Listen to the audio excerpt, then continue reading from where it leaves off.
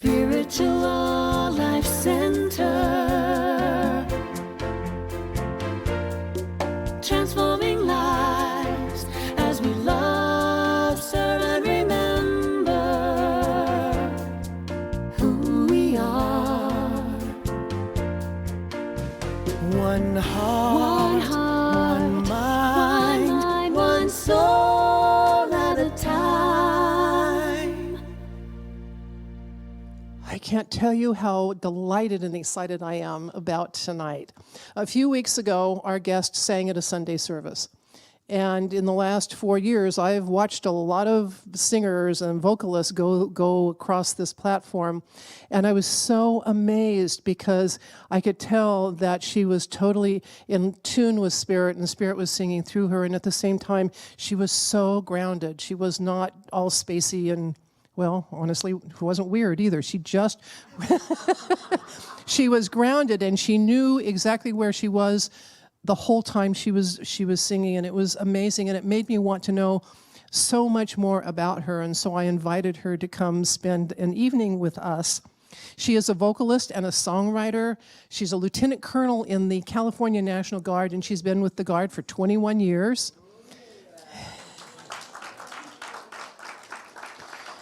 And she also goes out and she sings in the Unity Church circuit, which means I'm pretty sure we're going to see her again fairly soon. March 29th. And she says her goal is to bring the gift of joy wherever she goes. Ladies and gentlemen, please welcome Bajan Moore.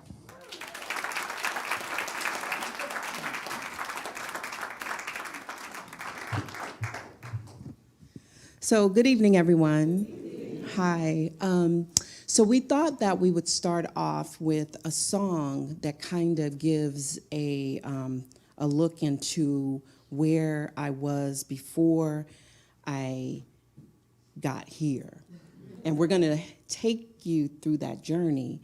So if you would, just come with me, and I'm going to sing this song. It's kind of like a hip-hop soul song, so I hope you can find the groove in it. But it really, really speaks to where love was for me, and it wasn't inside. So I hope you enjoy it.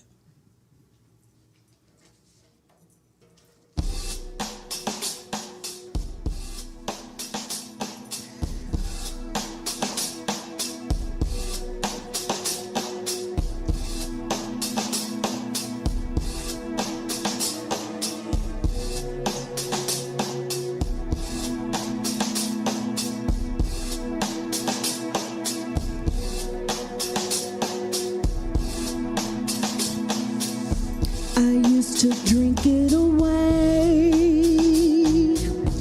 I used to put one in the air. I tried to dance it away. I tried to change it with my hair. I read my credit card bills up, thought a new dress would make it better. I tried to work it away, but that just made me even sadder. I tried to keep myself busy. I ran around in circles, think I made myself dizzy. I sexed it away, I slept it away, I read it away.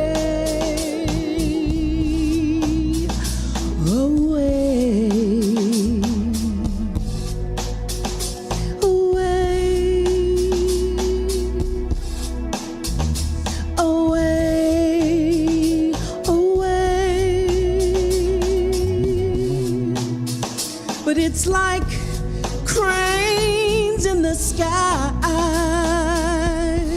Sometimes I don't want to feel those metal clouds. It's like cranes in the sky. Sometimes I don't want to feel those metal clouds. I tried to run it away. Thought then my head be feeling clearer. I traveled 70 states. Thought moving around make me feel better. I tried to let go my lover. Thought if I was alone, then maybe I could recover, or cry it away, or cry it away. Away, away, away, away, away, away. But it's like cranes in the sky. Sometimes I don't want to feel those metal clouds. It's like cranes in the sky. Sometimes I don't want to feel those metal.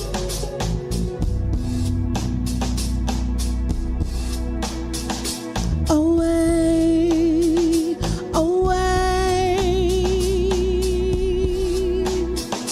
away, away, away, away,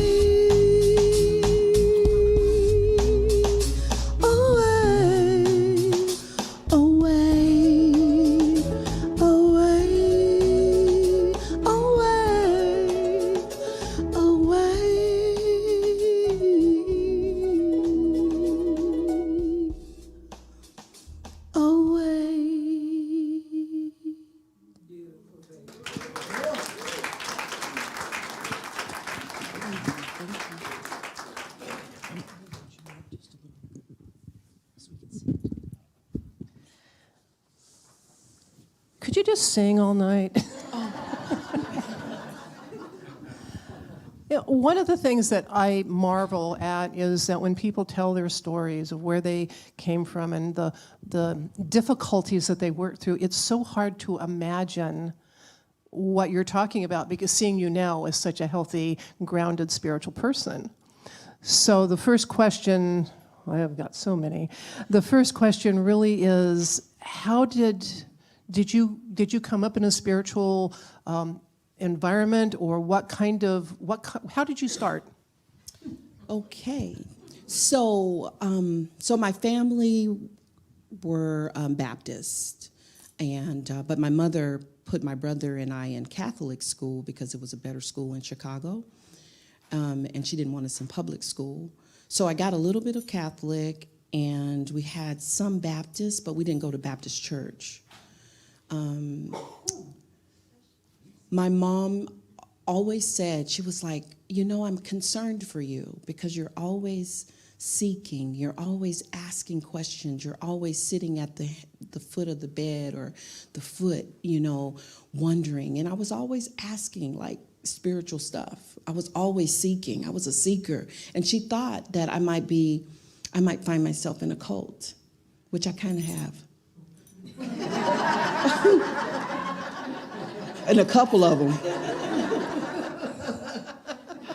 And so, was it confusing for you with the Baptists and the Roman Catholics are a little different in the way they approach things. I mean, was that confusing for you, or was it sort of a healthy way for you to ask questions? I don't find that it was confusing. I'm not sure why, but I just knew that we prayed to the God, and then like I was just always had an open spirit, right? So I even remember so I officiate basketball, and I get to go to parochial schools, and they were in the circle before they play the game. They pray, and they get to choose the prayer, and so Hail Mary, Mother of God, you know, and I was like, I remember that one from way back, you know, and you know, but it just never really was confusing. It's just, I just incorporated everything. So then when we went to the Baptist, it was just like we got to have a party over there. Yeah. You know, we just had, you know, and it was music and clapping and tambourines and, you know, dancing. And so that was just like, wow, looking around. Wow, this is pretty cool. So as you grew up and went through school and high school, it sounds like things changed for you a little bit. Or did you always hang on to even though you've gone through the challenges, which I assume we'll be talking about, has the spirituality always been there for you? So yes, like I've always kind of been wandering or wanting to know about this spirit of the universe, God, always. At the same time, you say that you spent a lot of time looking for love outside yourself. So how did that work? So there was like, I never really felt comfortable in my own skin. And I was always trying to like fit in, be liked, feel okay. And I just sought all of that outside myself. And I found everything. I mean, we didn't mention that I'm also in recovery. March the 15th, there'll be 28 years of recovery from drug and alcohol. By God's grace.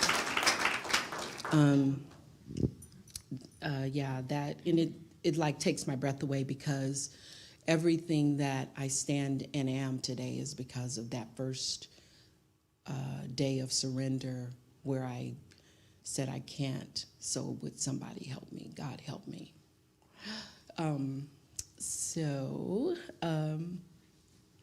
Where was I going?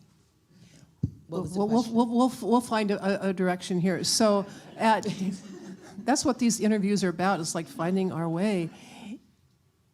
So it sounds like you had a relatively stable upbringing, yet you still found yourself looking elsewhere for, it's like the spirituality wasn't quite doing it for you, and you were looking for something on the material plane to satisfy all of this other stuff. Yeah, so I didn't know really how to make the connection where I was going to live like this spiritual life or like put principles in my life. I didn't have that foundation. It wasn't given to me.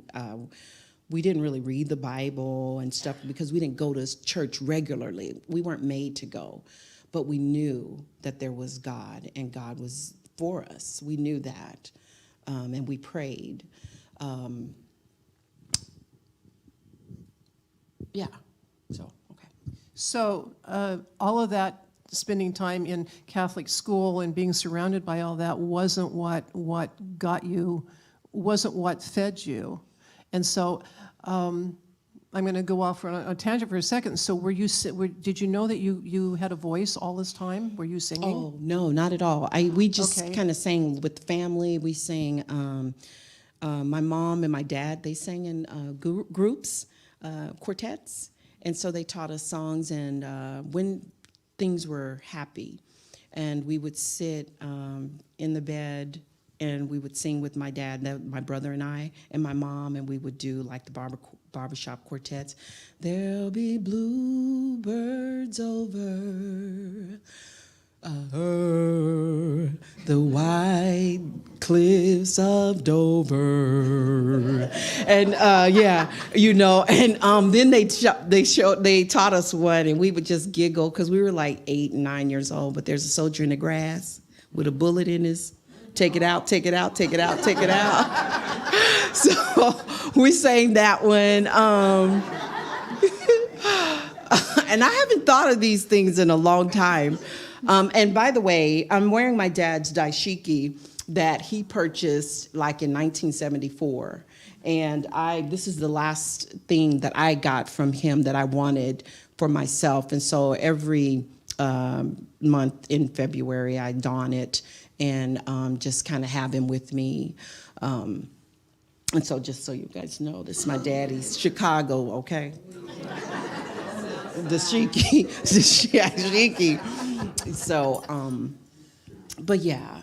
So it sounds like on one level you were getting a foundation, on another level there wasn't a lot of support, and so you were left on your own sort of emotionally and spiritually. Is that? That sounds just about right. So how did you get lost? So, so my mom did not, she wasn't strict. So she just kind of allowed myself, my brother, and my cousins to just kind of do our thing. She trusted us. I had a good relationship with her and everything. And I was a good kid, except that I was experimenting. I was 12, and I began experimenting with life, and I was hanging out with older people. And so that's where I got introduced to, different drugs and alcohol while in school. And I was an average student. I made B's and C's, maybe an A or two. But had I not had that life and I had a more structured life, I probably would have been an A student, because when I got my master's degree, I was 2-3 years ago, I was an A student. And so I was just like, well, it is what it is. But I was just average because I had other influences. But it was those things that filled my cup. I started to, they made me feel okay, made me feel a part of, made me have friends, But the crux of that changed dramatically for me, which took me for a nosedive, was when I didn't receive a scholarship from high school, and I didn't have a plan. And I thought I should have, now my ego said, you're good, you should have a 4-year scholarship from Notre Dame, UCLA, USC, and Cal Berkeley. You should have all of them. Yeah, but mind you, from the 6th grade to the 12th grade, my first love was basketball. And I gave everything to basketball, except I was cheating with drugs and alcohol on the side. But I always had my sights set on going to school. And so when that didn't happen, I floundered, and I was ashamed, I was guilty, I was remorseful, because I didn't go to school and everybody left and I was still there. And I didn't have a plan. I did get a scholarship from a junior college, HBCU, and today I could just almost kick myself, because it was a junior college, a historically black college, HBCU, university. And I could have went there and went to 2 years and still made it to the 4-year college, but I didn't have any guidance or any direction, and I didn't talk to anybody. I made the decision at 18 years old. Was this one of those, I remember when I was younger, which is considerably before your time, is that in my day, junior colleges were only for the really bad students. I mean, there was a whole stigma about going to a junior college. Oh, I just thought it was beneath me. Yeah. My ego. Yeah. But I didn't really know, because maybe I should have gone to the campus to look around and stuff, but I didn't do it. So it was my ego. Well, 18 years old, we know everything when we're 18. And until we turn 19, and then we don't know anything, right? Yeah, so that was pivotal. That was Yeah. pivotal in my life, though, as I look back at it. not getting those scholarships, making you have to start looking in a different direction. And then I didn't have a plan. Yeah. And I floundered, and that's when I went more and more into using and stuff like that. So did you work during this time? Did you, Yes, I was a functional. So you're functional? Yes. Yeah. So what took you into the service? So I wanted to go to the Air Force at first. And so when I took the ASVAB test, I didn't score enough to go to the Air Force. So they said, we'll take you in the Army. I was like, no, I won't. I'm not going to go to the Army. I'm going to Air Force if I'm going to go. And so, but I'm still like confused and downtrodden. My heart is broken. I'm still like just ashamed and everything. So I said, no, I won't go. And then they had, I don't know what flood it was here in Sacramento, but it was a major flood. And I saw the troops doing sandbags and stuff. And I just said, I want to help my community. I could do that, And that put a seed in me. And I said, something said, try for the Army. And I went through that process the second time, and then, but the security clearance was too long. And I was just like, psh, forget it. I'm not gonna do this one either. But then on the third try, when it spoke to me again, I said, I might have been about, I was 5 years clean. And I was like, wow, why is it coming up again after 5 years? I said, I'm going to see it all the way through because there has to be something here for me. And so I went through everything. I was the oldest person in basic training because I was 26 when I went. So I was the grandma of all of them. But I was in the best, fittest shape, okay? Because I said, they will not, you know, just rake me over the coals because I'm older. So I started training and getting ready for basic training, and I was the best, yeah. And yeah, thank you. And I've not, by the grace of God, we have to take 2 physical fitness tests every year. And in 21 years, I've not missed one and I've not failed one. And, you know, some people do. And so I'm grateful for that. But now I don't know about this year because we got we have a new program. I'm like, really? Couldn't you guys have just grandfathered me in? But no, we all have to take this new program. It has nothing to do with gender. It has everything to do with your occupation. But anyway, that's another story. I'll come back and tell you later how I did with that. So this gave you structure. Yes. That you seem to have really lacked in your life and needed. So going into the military gave you a lot of structure. Did that help you, having that structure, or did you kind of push against the structure? Oh, no, I was able to, what do we call it, when you kind of become a part of. Not like a chameleon, but it's just like, I knew you couldn't kill me because I'm the property of the United States, so you couldn't kill me. So I, you know, just get over it and do it. Just do it. Yeah. And but That's beautiful. I knew it. That's how I psyched myself out to get through basic and all the other trainings, because I went to officer candidate school, and that was crazy. I still have some PTSD when I go to San Luis Obispo because that's where we trained. And every time I see that gate, it's, you know, we will, the TAC officers, but it's gotten a little bit better. But it really, I wouldn't say gave me structure because I had discipline because I was the leader of my basketball team. I was the one that was in the gym every night, every day.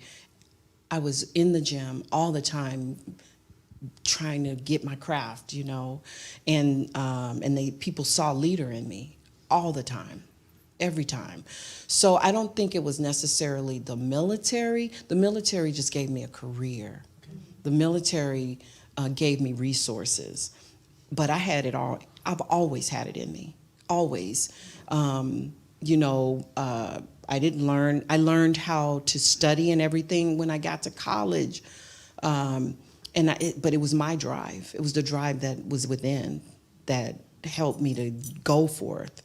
I think what has given me real structure is my recovery and my spiritual foundation.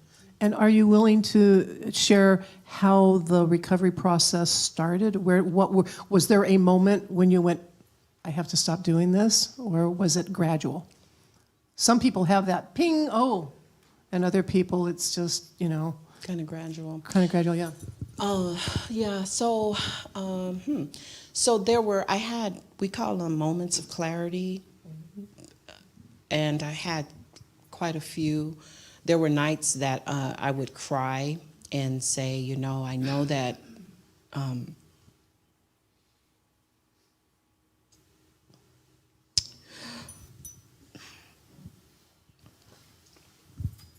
I would say to God that I knew God had a better plan for me.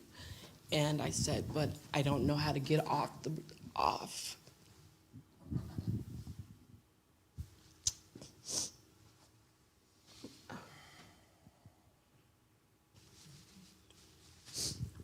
Thank you. I didn't know how to get off the merry-go-round, and I knew that I had went far to the left, and I needed help to come back to myself, you know. And and that was 27 plus years ago, a few days. And I just got tired. And it was weird because I was done and I was walking down East Street in downtown Sacramento. And there was the light was shining so bright, like it was drawing, like it was pulling me. And it told me, it was like I had a voice inside that says, I can either walk toward the light or I could go back. I could go back that way, never to return. And so I knew, I just took a deep breath, and I was here in Sacramento, and I felt alone. But I just took a deep breath. And I kept walking to the light, and then I by God's grace, I had a job at Apple Computer. They had a district office where they sold computers and stuff to the state of California and to schools. It was the first district office. I thought I was really proud of that. It got me through a lot, and it provided resources, and it was like a stepping stone to where I am today too. But I called them and I said, I need help and I won't be coming to work. I'm going to go into a rehabilitation. And once I went there, they started to teach me. They just brought back structure, meditation, prayer. And I knew I needed to go somewhere where they talked about God, because I knew if I was going to be helped, it was going to have to be a power greater than me to help me. I knew it. And so I said, so wherever you send me, I wanted them to be talking about God. And I want them to help me, you know, and I'll go. So I went for 32 days. And it was in Sonora, California. And it was actually kind of like my dream, because I saw horses and stuff in my dream. And when I got there, they had horses, chickens, little, because it was Apple Computer, okay? I had good insurance. It was serene, it was peaceful, it was really nice, and it was co-ed. Co-ed. That's another story.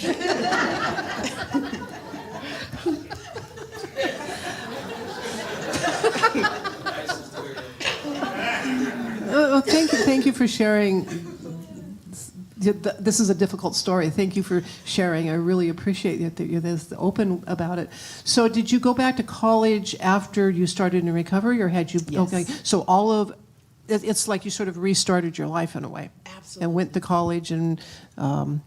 Absolutely. Yeah. Okay. I got my first a studio apartment on C Street in one of the old Victorian homes. It was under the. I was in the studio in the basement. And so if you were any taller than me, you'd probably have to be like this in there, because it had a low ceiling. It was great for Cousin It from the Addams Family. Yeah, Cousin It would have just been great in there. But it was mine, and it was my first little spot, and I was there for a while. And it was my little stepping stone, and then I became the first homeowner in my family, in my immediate family, because my mother and dad never purchased a home. You know, we rented all the time. And I mean, my life just started taking off because I stopped using. I found a new way to live, and I started applying principles, and I got really involved in recovery. I just said, I don't want that life. I'm going to try this one. And I've learned a lot. So that discipline that's sort of built into you really helped save you. Yeah, I would say. Yeah. So are you also the first person in your family to graduate from college? Or other? Well, in my immediate family. I think I may have some other cousins that have. Right, but in the immediate family. So you just took off and went. So when did you discover the singing thing? Okay. So I had a relationship breakup. And I was doing some work and I was looking at my part in the relationship, and there were many of those. I'm actually doing an inventory right now so that I can kind of see myself in those relationships, and that's part of the process of growing spiritually. And I was just sitting outside doing the work, and I went to a meeting that night, and I was guided. And there was a guy who was reading a book, and he was looking at music stuff. So I was like, hey, what do you want looking at? And he goes, I'm looking at this book in a band. And I said, really? And I don't know why it came out of my mouth. I said, oh, really? I sing a little bit. And he said, yeah, I sing a little bit. And he says, okay, well, good. He says, and then he got my number, but their singer left because they were doing Weekend Warriors or at Skips, music. And so like you get together for about 8 weeks and you work on about 6 songs, and then they have this amazing concert for you and the band. So their lady left with 2 weeks to go, and they had 6 songs for me to learn. I never knew blues like that. And so I had to learn Mustang Sally. They had a Tina Turner song, and we were the hottest thing smoking. And let me tell you, I was able to save the day, if you will, and we became New Blue Flavor. And we were together for about a good 18 months, but that's when I also wanted to go into the military, so that's what broke the band up. But my mom used to call us Hootie and the Bluefish. Because she was like, you're doing what? Blues? And we wouldn't play like Chicago blues. We played other kind of like the B-side. We were like, why do we always have to play the B-side of the song? We want to play the A-side, the songs people recognize, but we always played the B-side. So anyway. Were you surprised at what was coming out of you? I was like, wow, I really didn't know I had it, but what I was singing from was the pain that I was experiencing through the relationship. And I was allowing it to come out. And that's when I realized and discovered that I had something. And what it was, I believe it's not that I have like this amazing voice, but it's my voice. But what I have is the ability to connect and allow you to feel what it is that I'm expressing through the notes that I'm singing. That's what I think my gift is. Because even people say when they hear me talk sometimes, they feel the energy, and I'm like, man, and I'm getting more and more used to it and recognizing it and embracing it. But it's like, wow, when you realize it, you're like, man, you see yourself from, like you watch yourself. Yeah. Like it's watching, and it's me. It's weird, but. No, I totally get that, because I have that same experience when I'm doing what I do. And that's probably why you are so grounded in what you're doing, because you're not standing there thinking about what you're doing it, and you're watching yourself from over there. And so that you're just there to be able to allow, because obviously it's spirit working through you. And also the fact that you did not grow up wanting to become a famous singer and getting into the ego about, the ego trip on that level. It was like you just went, oh, wow, this is cool. I get to do this. It's true. But I did get to where it became work. Like, it was a lot, and I had to pull back, and that's why I took like a hiatus about 2 years worth. There were a lot of things happening in my life, and I needed to just like pull back. But part of it was like I was trying to be a rising star. I was trying to get that record deal, okay? Wait, I was like trying to get discovered. But and I think a little ego was in it, maybe a lot, but I was just busy doing. And I've realized since is that I need to do more being rather than doing, because that was part of my disease. Once I stopped drinking, and I realized that then I became this achiever, and I'm doing and doing and doing and doing and doing and doing. And so I have to watch myself in that too. And of course, none of us we're all human, and we all have the ego thing that happens, and once in a while. But it's just so amazing to watch how, I don't know, you just stand there and it just comes through you. It's such a cool thing to watch. So we have some time. Anybody have any questions? Really? We want her to sing. She will.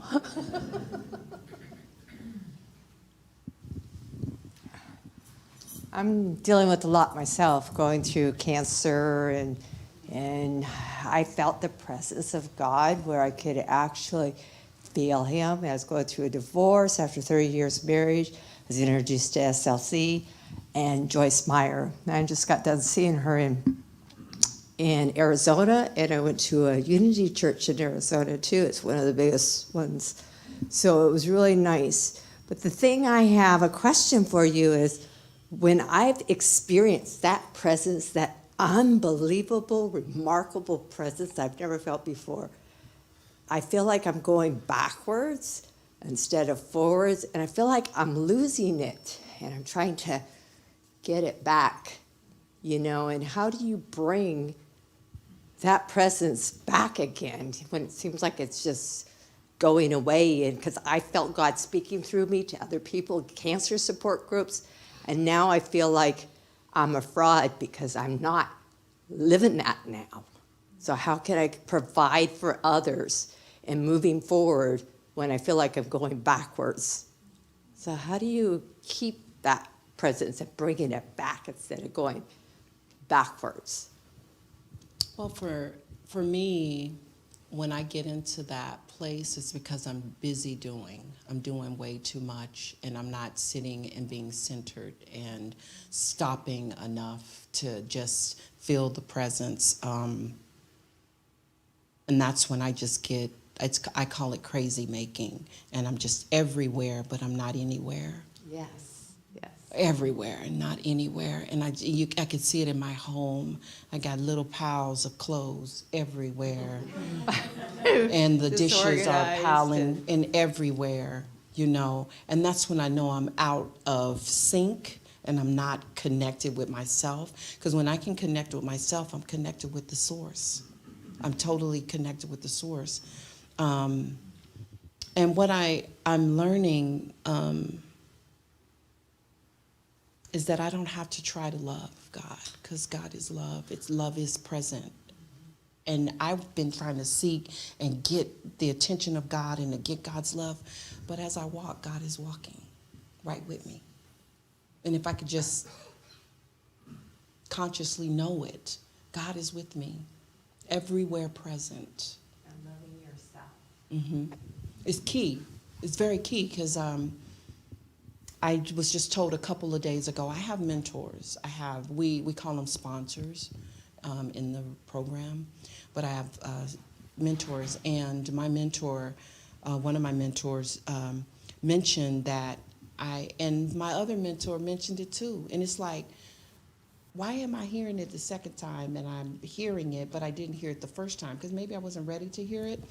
But that I haven't been loving myself in relationships, so that's why the relationships that I have not materialized the way that I have gone into them wanting them to materialize, because I haven't been truly loving myself. And so I'm listening to this book by Shanti Christo, The Way of the Mastery. And the book, I'm on chapter 7, lesson 7, and it says that we have to learn how to ultimately love ourselves, totally engage the self, because when I'm filling my own cup, I'll have more to give to other people. The love will just flow. I have to be love walking. And I'm learning how to do it one day at a time. And when you get in the love, you'll feel the presence. Yeah, that's what I felt. And then while I was in the hospital, you flipped every 2 hours. People could see a soul that I've never seen before. This complete peace, no matter what was going on around me. And like you say, it's loving yourself, because you have nothing to give if you don't have it. It's in here. Mm-hmm. So thank you. Mm-hmm. Other questions? Yes, I'd like to ask now. First of all, I want to say you have a lovely voice, and you are probably going to get that record deal. Now, when you first started singing with the group, after that, and you realized you could sing a little, did you get any formal training of any kind? Thank you, Ron. Yes, I went to this, after I started singing a little bit, and I still frequent this place she's an artist developer, and her name is Anna G. And so she gave me some vocal lessons and just, oh my gosh. And she's so like this spiritual essence of everything that I study, you know, and that I read about. When I go to her place, it's there. And she speaks about being authentic and transparent in your delivery. And so she says, but you can't, she says, we can't teach you what Bajan does. It's natural, you know. And I never really learned how to do it. It's just what comes. Kathy, did you have your hand up?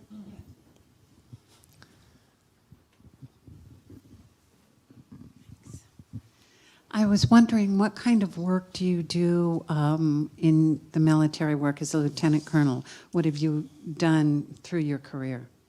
Okay, so let's see. So I was a specialist, and as a specialist, I was a records person. This is when I first got in. Then I went to OCS, and that's Officer Candidate School. I became a logistics officer. So after that, I deployed for Iraqi freedom, but I deployed to Barstow, Fort Irwin. And what we were having to do was prepare the soldiers to go abroad to Iraq. And so I was like, yeah, I'll take that mission, because the bullets over there are blanks, okay? And I'll go to Fort Irwin. And we prepared the soldiers to go across. So as that, I was like a Class 9 officer, lieutenant. And basically Class 9 is all the parts for the vehicles and the everything, you know, any parts that you need, we stocked them and made sure the people had them. Then I became a company commander, which was my very best position that I got to have. I had like 360 soldiers that I was in command of. We're a quartermaster company, so we were the ones that made sure you had your bullets and what we call it, your food, your bullets, your clothing. We took it to you on the fight, on the line, you know. And we had to be soldiers that were able to fire and protect what we had for the soldiers that were fighting abroad. So we were bad too. We were bad to the bone. We were called war dogs, okay? And that was my best. And then I became a battalion S4. So my thing is supply. I was always a supply officer. And the battalion has about four companies in it. And so I managed up here, and I made sure all their quartermasters, supply sergeants had what they need. Right now, I'm an equal opportunity advisor for the California Army National Guard, and I get to make sure that we're honoring our special observances. Like this month is National Black History Month. We have Asian American, Women's Day,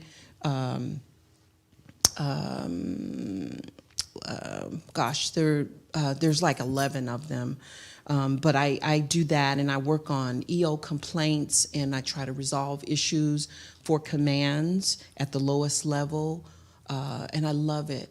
I get to do mediation conflict resolution in that job. My full-time job is a logistics officer where I manage other assets for the California Military Department. So that's what I do.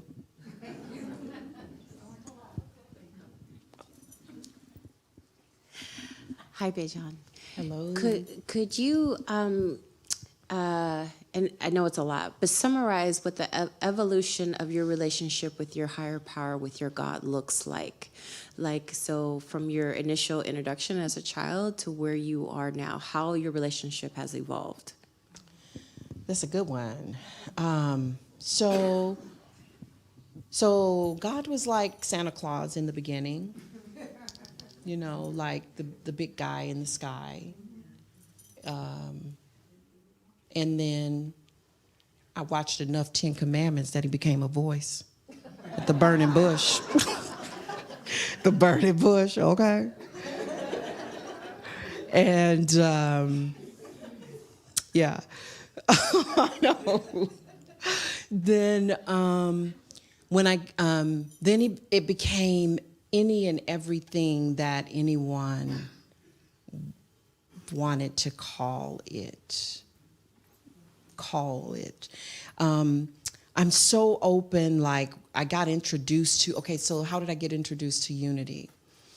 I was in recovery and I'm like, wow, I'm reading this book and it's the Daily Word and it speaks to recovery, everything, you know, like God was just God and it didn't have to have like, it wasn't Jesus the Christ or anything. It was just love, peace, you know, different things. And so I was like, well, maybe I'll find, I've been reading it for about, let's say 6 months, okay? And I'm like, well, maybe I should find a church that associated with this book. And so it was Phil and Dorothy Pearson. And I would see them on TV, and I remember them saying, what was their little phrase at the end? The best is yet to be. The best is yet to be. And I would just be like, yeah, the best is yet to be. And I never got to meet them because when I went to Unity of Sacramento, it was Jim and Sheila. Yeah, the first, for us, the first two African-American power couple, making it happen at Unity of Sacramento, or at Christ Unity. And many of us come from there. And let me tell you how powerful they were. Our community is still connected in a way because of that experience that they created. They created a community, and we were a part of it. And it was buzzing with love, support, giving, everything. Many of us, and we still talk with Reverend Jim and them still today. But it was amazing what they created, and we got to be a part of it. Mm-hmm. Yes, we did. So one more thing. So today, though, where God is for me now is like what I'm trying to embrace and allow to just grow is that God is you, God is me. I can experience God in everything. When I look in everything that has life, that God has given breath, is a creation of God, and that is God for me. And so I'm trying to walk in that and realize that that's why I say God is everywhere present, you know. This lady today, she was like, she's having a baby. And so I had a couple of pregnancies, but they didn't come to fruition. So I never really had the pooch or nothing. And so anyway, she has the pooch, the little baby pouch. And so she let me feel it. And I don't know why, but it welled up in me. And she was like, she says, you come see me more. She's Asian. You come see me more. She says, I want my baby to have your heart. Your heart. I want to see, and I see you, my baby, have your heart in your face. And so for her to say that, I'm so sensitive now. my heart is so open and it's sensitive, and I just started bawling. I was like, where's that tissue? Give me that tissue. Because I said, you want my heart in my face? I said, you better talk to Daddy. You better talk to Daddy. We have time for one more. Thank you. I just want to know, what is your spiritual practice today? So my spiritual practice today is that I do my prayer and meditation. I listen to spiritual teachers to learn more about being. I talk with my spiritual advisors, my mentors, my sponsors. I connect with people who are on the path and just talk spiritual matters. And that was the thing. My mom saw it early when I was a little girl, that I would talk spiritual stuff with people. And she found me at a tent one time, like a revival. And she was like, well, why were you over there? I was just like, I don't know. I just was drawn to it. My sponsor has me on a no-fly Sunday. Sometimes because I get so busy and I get out of myself, that's part of getting out of control. And so I try to stay home and just be in my space and be with me. That's kind of what I do. I attend spiritual meetings, recovery meetings. I read books. That's what I do. Thank you. And we will have another song, but I just want to thank you so much for coming tonight. This has been just delightful.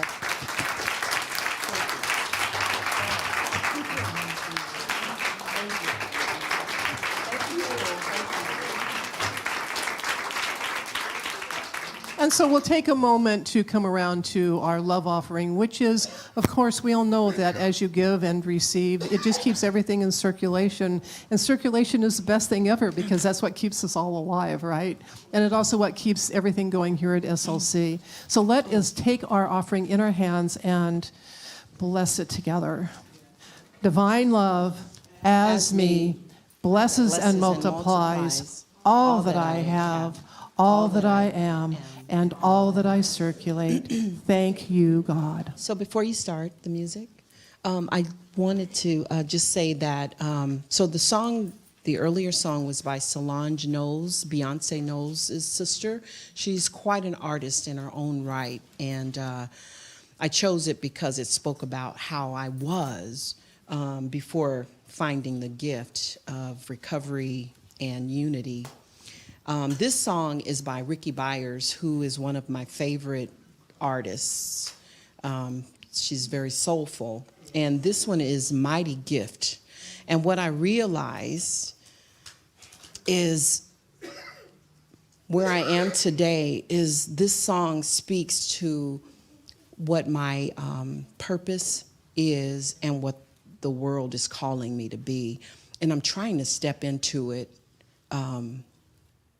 by shedding off a lot of this human stuff and really being the spirit being that I'm called to be. And it's okay, you know. It's not easy, but it's not difficult either, if you can get with that. So please enjoy this song. I hope you do.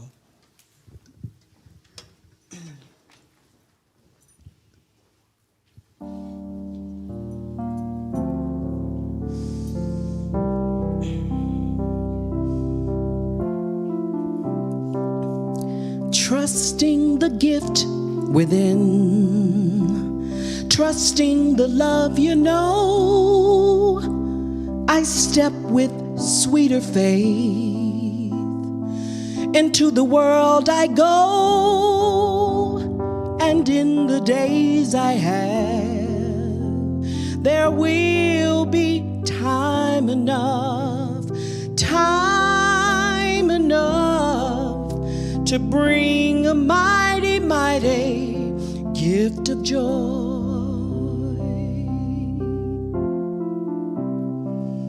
Move from the gift within.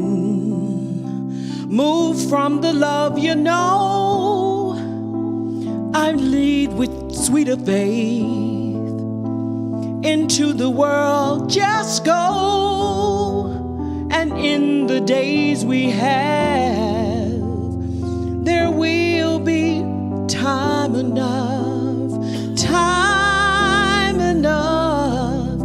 to bring a mighty, mighty gift of joy.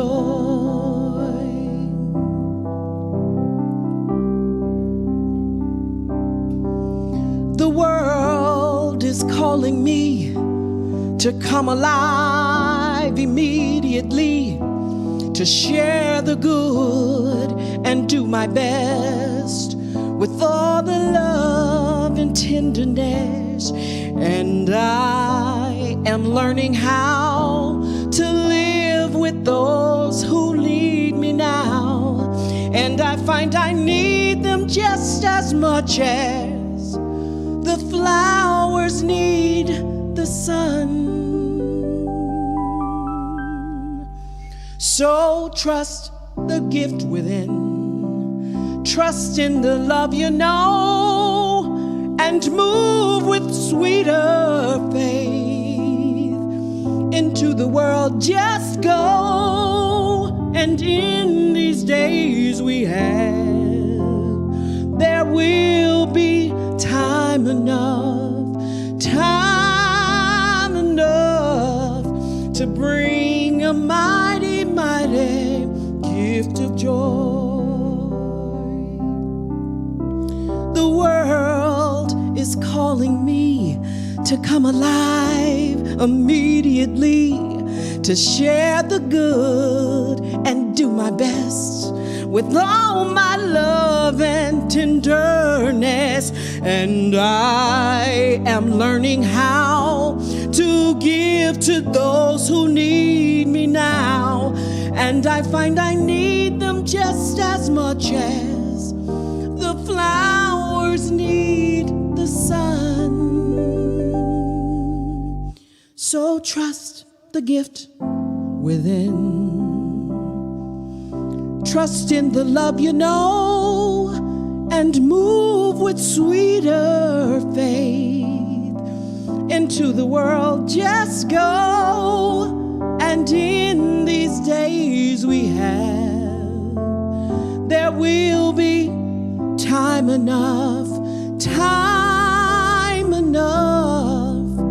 to bring a mighty, mighty gift of time enough to bring a mighty, mighty time enough to bring a mighty, mighty gift of joy. Bring a mighty, mighty gift of joy. Bring a mighty, mighty gift of joy.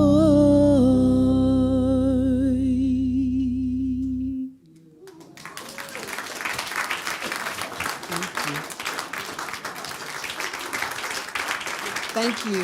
Thank you. Spiritual Life Center,